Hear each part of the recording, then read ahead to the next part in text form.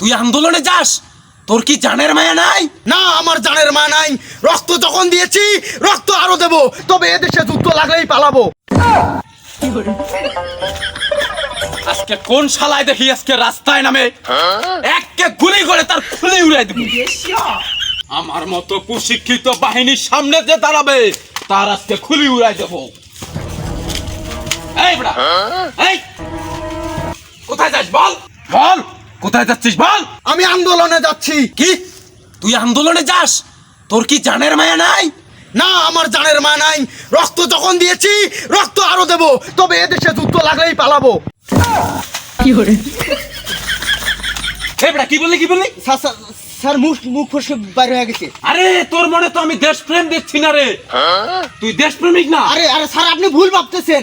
দেশের জন্য আমি জীবন দিতে পারি, সামান্য তো এটা আন্দোলন। কিরে তুই তো একজন প্রকৃত দেশপ্রেমিক, তাহলে তো তোকে গুলি করাই যায়। হ্যালো বল, দেব গুলি করে?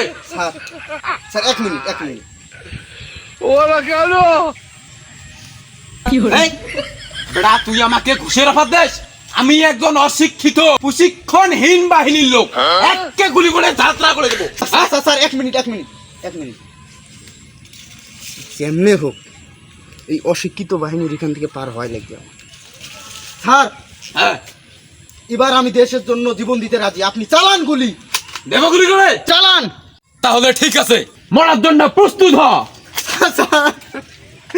স্যার, কি হলো? আপনার সন্তান যদি আজকে এই জায়গার মধ্যে থাকতো, আপনি কি চালাইতে পারতেন গুলি? তুই তো আমাকে ইমোশনাল করে দিলি ভাই, তোর ইমোশনালের কাছে আমি হেরে গেলাম আজকে ভাই। আমিও চাই না আর কোনো মায়ের বুক বাংলাদেশে খালি হয়ে যায় ভাই। যা যা, তুই যা, তুই এটা নিয়ে তোর স্বপ্ন পূরণ কর, যা যা যা।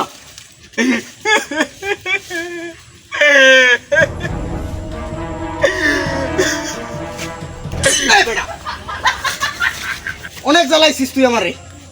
এই আধা ঘন্টা তুই আমার সময় পার করে দিছিস। এই আধা ঘন্টা যদি আমি আন্দোলনে যাইতাম, 7 থেকে 8টা আমি খুন করে দিতাম। ভাই স্যার, ভাই আমার ভাই, কিন্তু না, তুই আমার অনেক সময় নষ্ট করেছিস।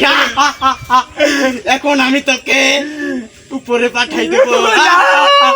মরার জন্য প্রস্তুত হয়ে যা।